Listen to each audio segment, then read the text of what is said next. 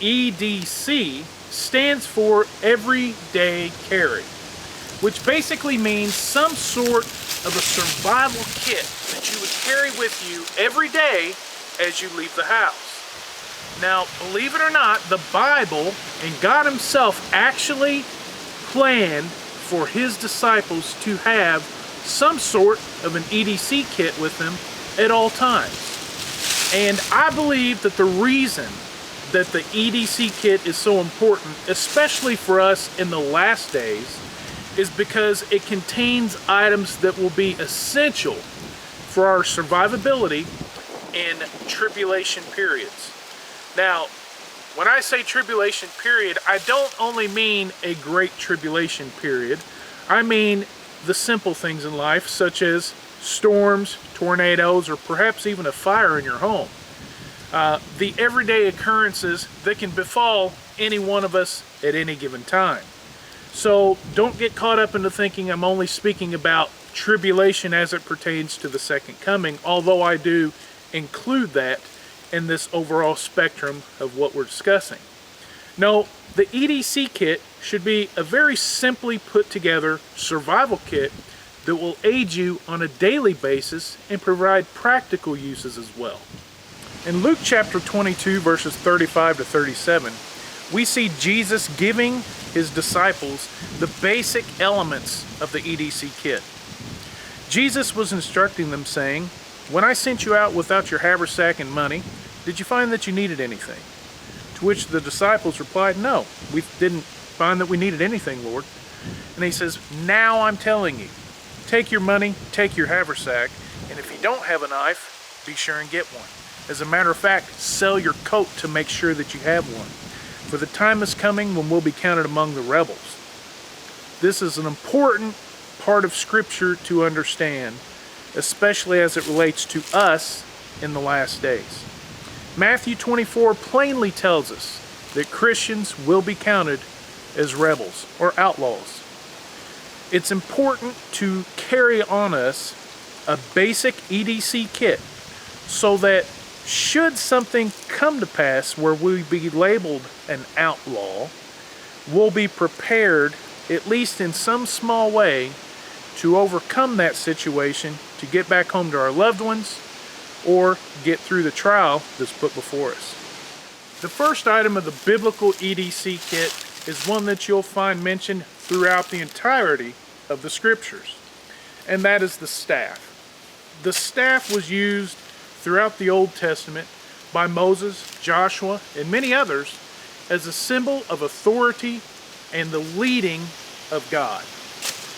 It was more of a leadership type thing, and we have in our minds the connotation of the hooked shepherd's staff, but when we actually get into the Hebrew and do some word study, we'll find that the Hebrew word for staff as it relates to the majority of the times it is mentioned is the Hebrew word mateh, M-A-T-T-E-H, which meant a staff, rod, or club used for discipline. So while it was a staff in the sense of simple walking, it was also used for defense, correction, and to serve as a symbol of leadership or royalty. So throughout the Old Testament and into the New, it was very common for men in leadership positions and all men as the leaders of their home to walk with the symbol of authority, the walking staff. In our modern context, a staff is a very useful tool because it serves many different purposes for our long-term survivability. One, beyond aiding us in our simple walking to and fro, up and down hills and whatnot, it serves as that defensive weapon to create distance between ourselves and those that would see harm to befall us. It can also serve practical survival purposes. For example, on this particular staff, I've put markings on here for every inch. And that will allow me to track game or people, should I be followed, and see where they're going and where they're coming from.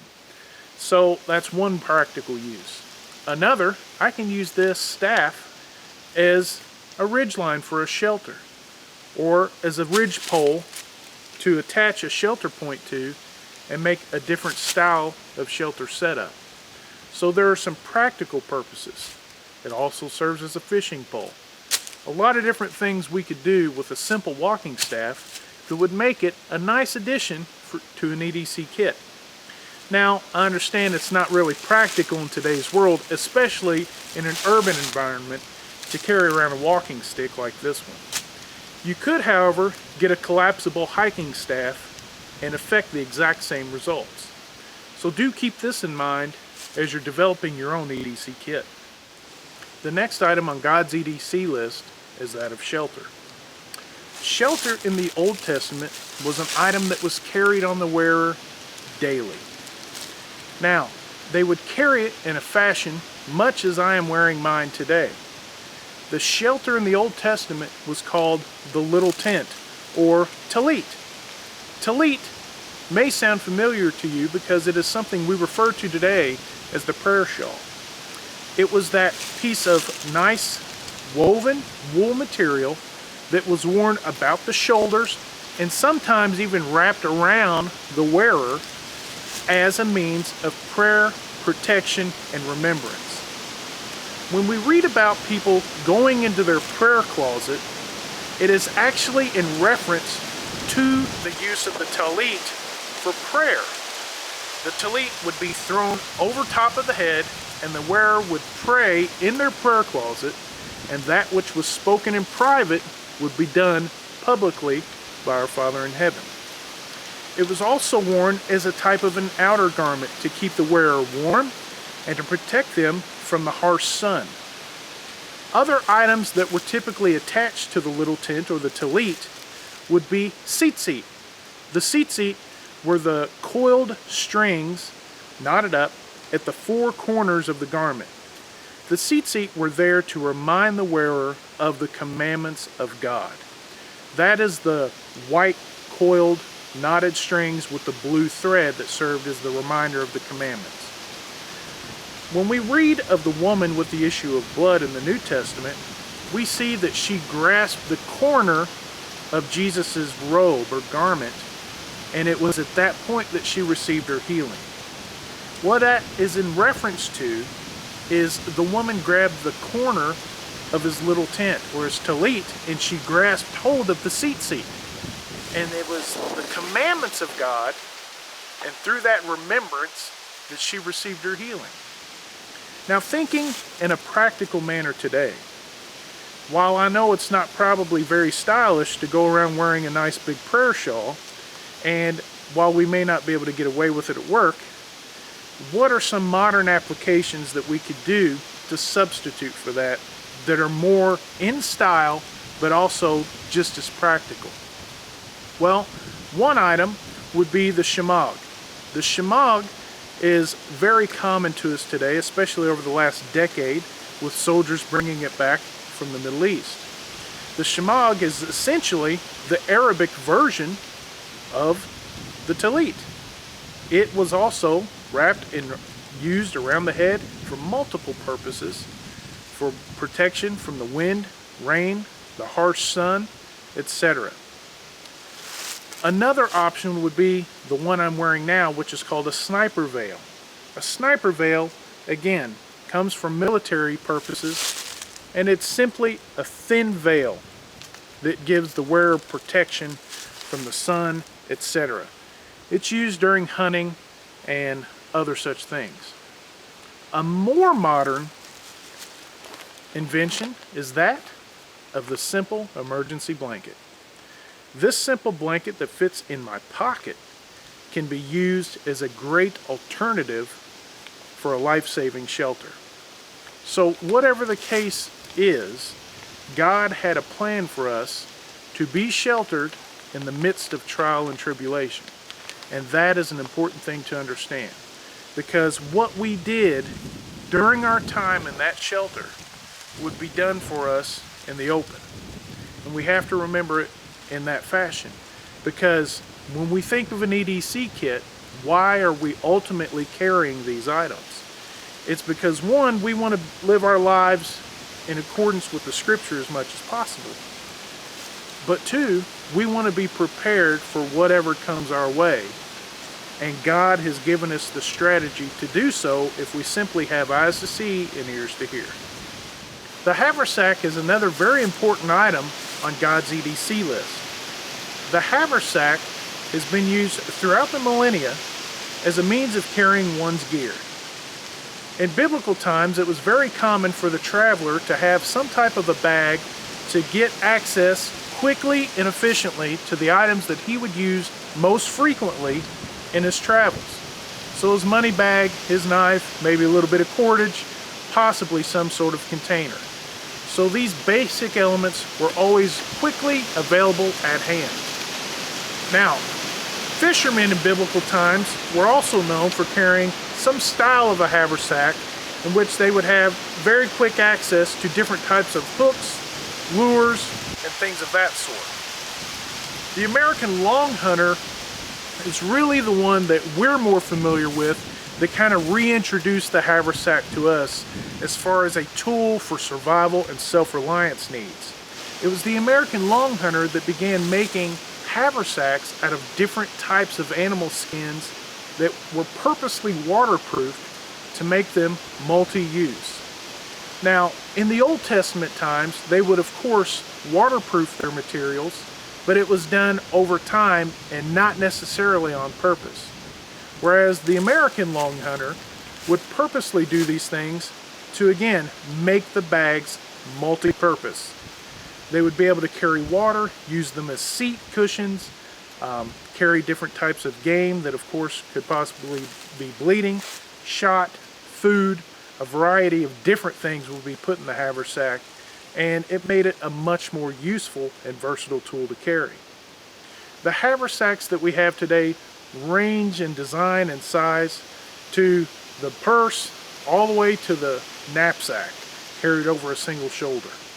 Now, the haversack that I'm wearing today is inspired by the American long hunter, and this one is made out of an oilcloth or oilskin.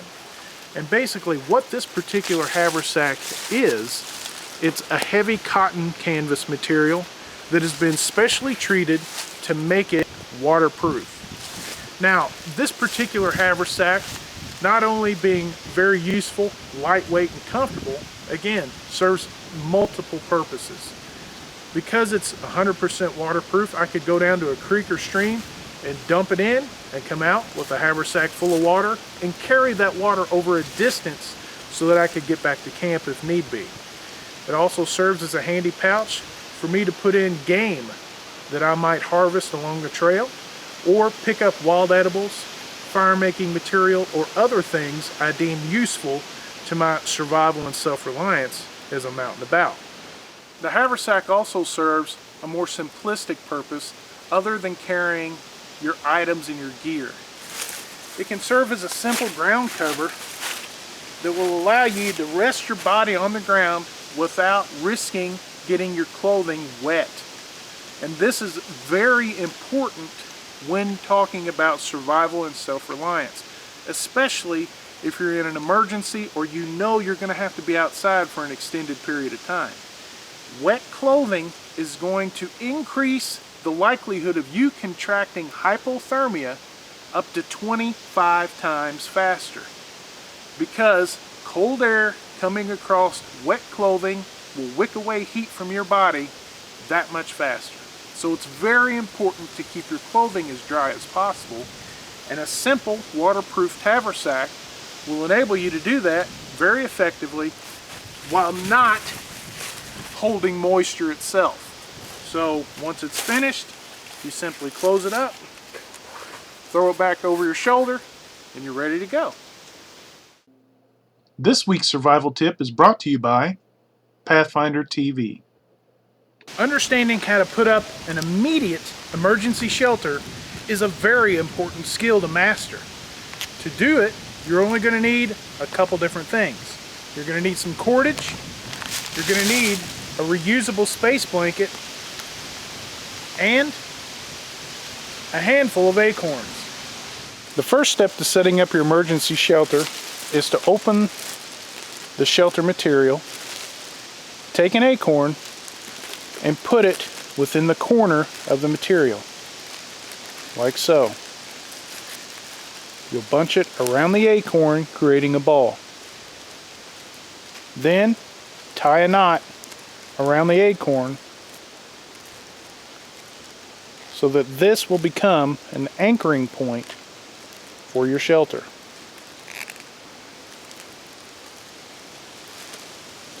Remember, this is an emergency and it does not necessarily matter what style of knot that you utilize. Just make certain that it's secure.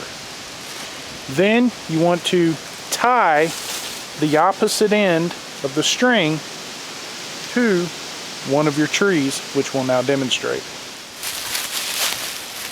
Selecting your 2 trees, you're now going to take the end that you've tied and secure it around the tree. You'll then cut your cordage appropriately.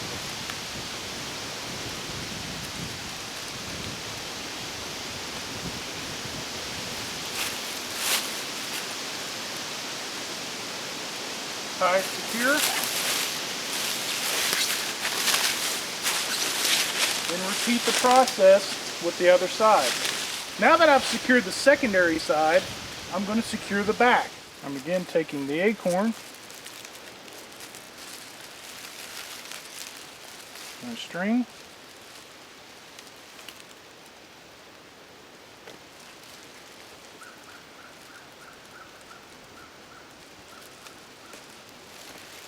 Then I'm going to cut off a piece of string long enough so that I could tie it around the stake.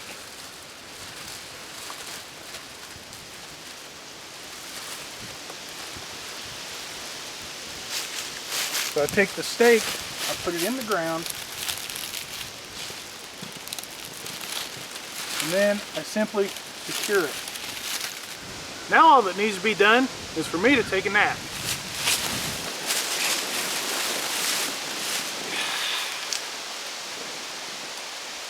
One of the final items mentioned in God's EDC kit is that of the knife. Remember, Jesus told his disciples if they did not have a knife to go and sell their outer garment or their coat to get one. So a knife is going to be something very important to our survivability, especially in the last days. Now, there were generally 2 styles of knives carried in biblical times. The standard knife was an EDC style knife, or an urban type EDC knife, which would be something similar to the one I'm carrying here. You can see that this is a smaller knife with a smaller blade. The blade is typically under 3 inches, much matching the laws that we have today. Very simple, multi-use, full-tang knife. This would be reminiscent of the biblical style EDC knives that most men carried with them. This style of knife was used for the slaughtering of animals and eating food, basically limited to food processing, okay? And that is a very similar way we might use this knife today. This particular knife is called the Coyote, and it would be very good as a skinning or trap line type knife. Now, the type of knife that Jesus was actually talking about would be what we would call today a dagger. Now, a dagger is a fighting knife, something that you can defend yourself with. So obviously the knife is going to have to be a little bit more robust to deal with the bigger problems. Now, when we're talking about woodsmanship and outdoor living, etc., a larger knife such as this one here would be a little bit more conducive to enable you to defend yourself against something. Now, this particular knife is more for woodcraft, bushcraft, and survival type skills, and is not necessarily designed for self-defense, although it could work for such should it have to be used for that. Long-term survivability, a full-tang knife, a little bit more robust, is going to do more for you down the road. Whatever the knife you choose, in a modern EDC kit, something like this is going to get you a lot further down the road as far as an urban environment is concerned. However, once you reach your target destination, should you be forced to bug out or escape the city for whatever reason, you would want to have a backup knife, something a little bit larger and more robust to serve you over the long term. That way, you're not going to have to bet your life on a smaller knife. You can trust that your larger, more robust knife will do most of the task needed for survival and self-reliance. The biblical EDC kit that we've described thus far is more appropriate for those in an urban environment, and obviously for good reason. Jesus' target audience at the time lived within or very near to a city, and most of the traveling that took place during that time was done so from city to city, typically over a couple miles distance. So when thinking of that, it makes sense that the staff, the tallit, the haversack and money bag, and the small EDC style knife would be very common carry for people in that situation. Now, I would like to take you a step further and show you a more robust EDC kit that would serve you better over the long term in modern times. Now, you could change some of these variations, but if you use the tools that I'm about to show you, you'll be well equipped to make your escape from the urban environment and get yourself back home to avoid being counted as those among the rebels. The items pictured here are what make up my complete EDC kit. As you can tell, there's really not a lot there. Within the Pathfinder system, we refer to these items as the 5 C's of survivability. We call them the 5 C's, and we judge them as being the most important items because they are the most difficult to recreate in the wilderness. The 5 items of survivability are the cutting tool. The cutting tool obviously would be very difficult to replicate, especially one that's going to last you any length of time in a wilderness environment. So having a full tang cutting tool is obviously very beneficial to you. The second item, a combustion device. The simple ferrocerium rod that's capable of igniting tinder even when the rod is wet gives you a sure method of producing hot sparks to affect flame. The next item is cover. This particular cover that I've chosen is a simple emergency blanket. The reusable emergency blanket will allow you to wrap yourself to stave off hypothermia, to shade yourself to prevent hyperthermia, and otherwise maintain your core body temperature. You can also rig it up to effect a simple survival shelter to keep you out of the elements. The next item is cordage. This particular cordage is a number 36 tarred bank line or mariner's line. The tarred bank line is very useful because it tightens against itself whenever you tie a knot, making it much more versatile than your standard paracord would be. The final item is your container. A stainless steel container will enable you to boil water, thereby gaining the most beneficial treatment for cleaning water. By being able to boil in that simple container, you're going to be able to cook your food in it, clean your water in it, and use it as a self-aid device to either aid in heating yourself if you're hypothermic, or B, cooling yourself if you're hyperthermic, thereby making it a multi-use tool for controlling your body's core temperature. The other items that we have here are haversack, again, carries all of our items inside. We have a secondary cover or a redundancy, which is the sniper veil, which enables me to provide a microclimate of shade and also a veil for when I'm hunting and looking for small game. And lastly, my staff. Again, my staff enables me to walk up and down hills, gives me a little bit of balance. Should I have to do a water crossing, gives me that additional support that I may need.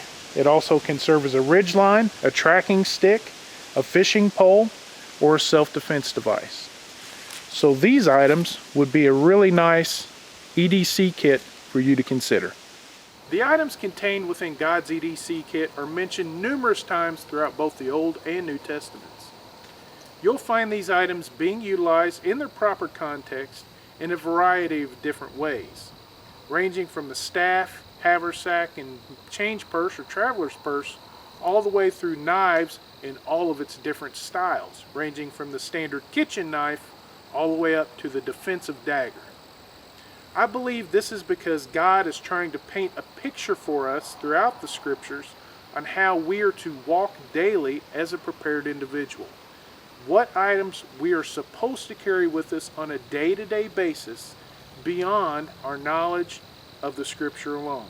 If we are to enter into the last days as one prepared, we won't be panicked and scrambling and looking for all the answers. God's provided a very clear path for us if we'll only choose to see it. And the EDC kit is one small part of the overall grand picture for the last days.